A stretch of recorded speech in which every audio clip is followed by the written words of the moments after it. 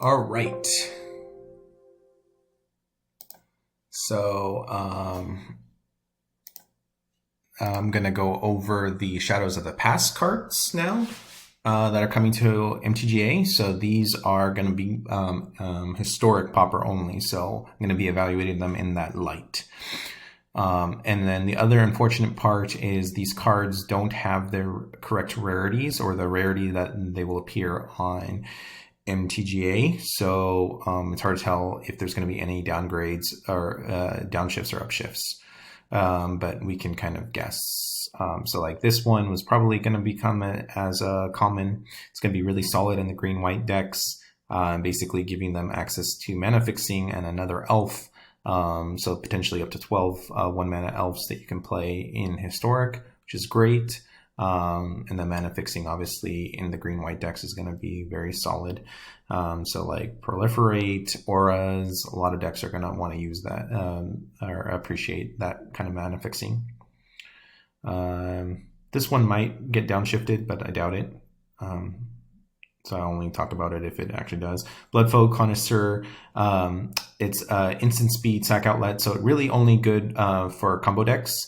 So there is a combo deck that you can make a bunch of 1/1s, or make a bunch of creatures and then constantly bring them back. And then so you could use this as your sack outlet plus your kill condition. Just make a huge creature, but having to attack. I think there's much better ways to utilize a bunch of creatures coming into play. There's a bunch of cards that deal damage for every creature that comes into play, or every artifact that comes into play, or every non-creature spell you play. So there's enough payoffs at 2 mana that you probably don't want to play this, but it is a combo enabler.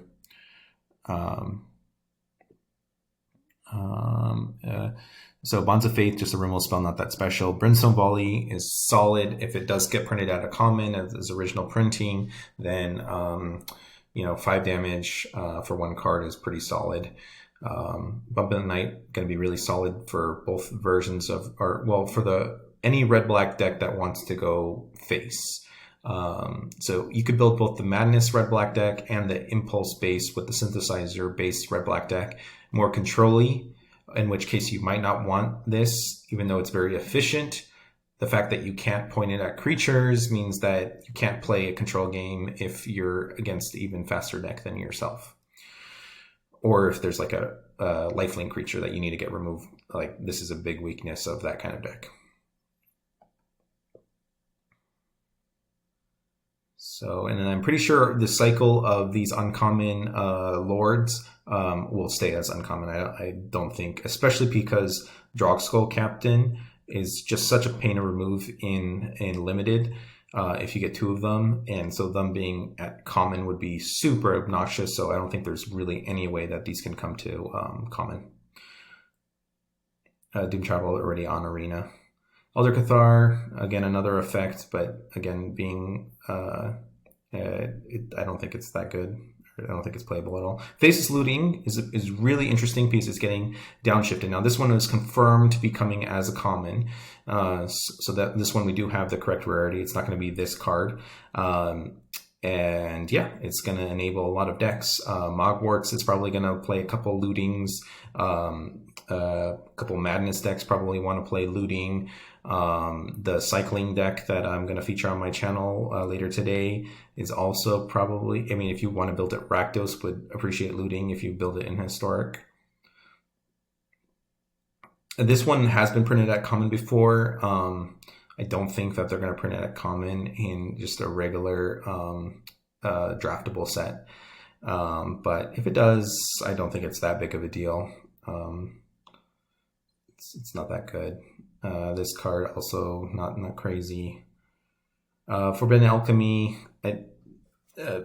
Some people that like playing Dimir Control are looking at this card.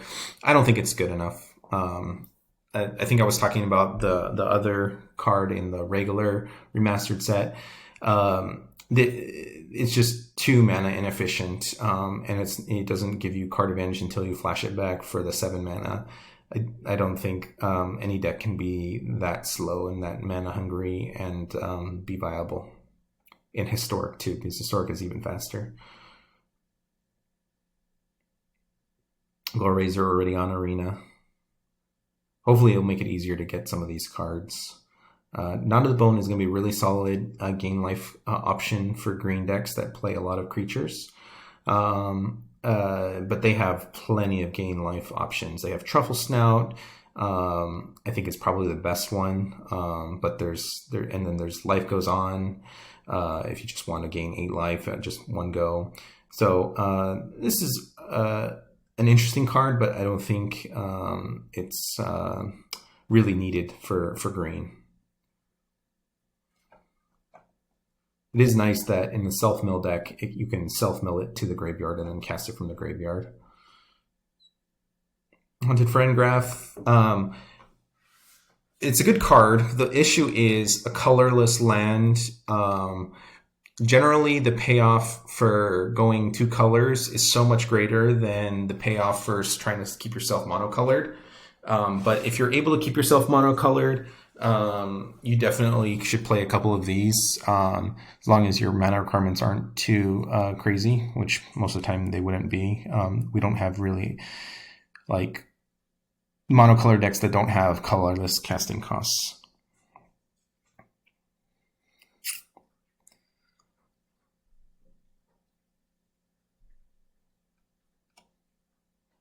Miss Raven, good and limited, not really constructed, playable anymore. This one transforming so interesting. It transforms humans. So the shadows over Innistrad werewolves are werewolves on their front side. So let me show an example. Hopefully this doesn't glitch out the recording.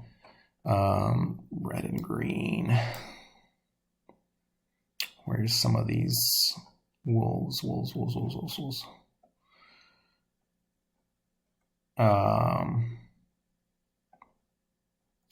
right, I think I'm gonna give up trying to find it.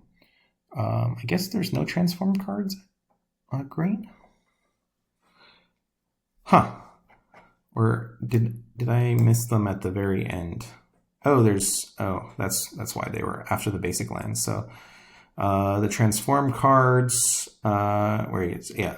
So like this one would transform like the traditional ones, but then the not traditional ones.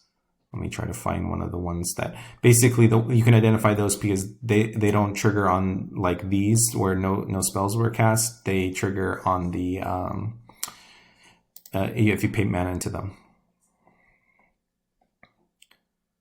Let's see. This one. Okay, so this one is Werewolf Horror, so it's not a human on the front side, so it won't transform with Moon Miss. All right, so hopefully that little detour was clear. Okay. Mystic Retrieval, if it comes at common, could be interesting. I could see it being viable at common. It's not too complicated of a card that it's possible that they could print it. And this is another big one that it could go both ways because it was originally printed as uncommon, but then got downgraded to or downshifted to a common in some sets. But then its most recent sets is back to uncommon. So I'm pretty sure they're going to bring it to Arena as an uncommon, unfortunately. But this could really enable in Historic Pauper like the Boros Bully type decks that we see on MTGO Pauper. We have a lot of the pieces. The only couple other pieces that we'd be missing would be the Squadron Hawks and the white the token the angel, or not the angel, the spirit. Oh gosh, I forgot. The one that has the flashback. But you could have that card if you play Vintage Pauper on MTGA, and so this coming to MTGA means that Vintage Pauper actually gets a Boros Bully deck. I don't know if the environment is a Vintage Pauper on MTGA is ripe for a Boros Bully deck, but most of the cards are there, not all of the cards. This is a combo card, can mill out the deck, but other than that, I don't think you want to play this.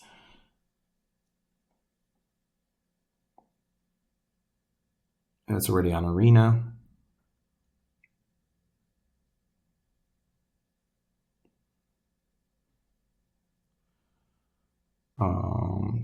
where was the deck? Citrus. I don't think this card is really that viable in Pauper constructed. This is, though. Tragedy Slip is much needed.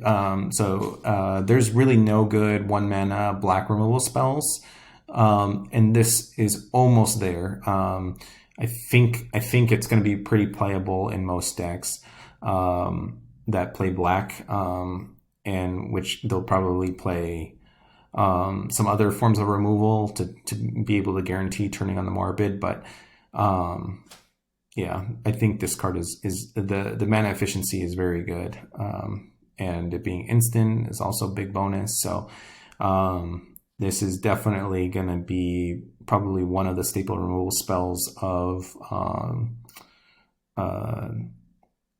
Historic Pauper for black.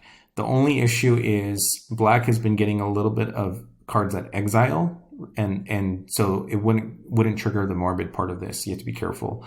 You would have to kind of warp your removal spells to not play the ones that exile and instead play the ones that actually kill into the graveyard, so that your Tragedy Slips are turned on.